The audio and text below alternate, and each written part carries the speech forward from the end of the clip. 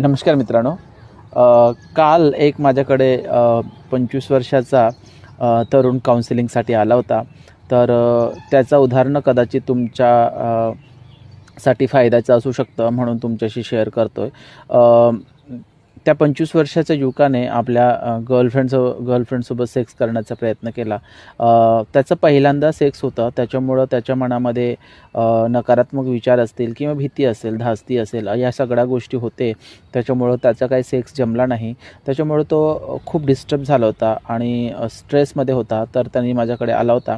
मग मी माझ्याकडे आल्यानंतर मी त्याला काउन्सिलिंग केलं की पहिल्यांदा सेक्स नाही झालं किंवा सेक्शुअल रिलेशन आले नाही याचा अर्थ आपल्यामध्ये कुठंतरी कमीपणा आहे किंवा काहीतरी कमी आहे किंवा आपल्याला सेक्स जमणार नाही असं मुळीच नाही.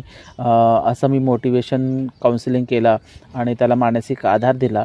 आणि बऱ्याच वेळेला आपण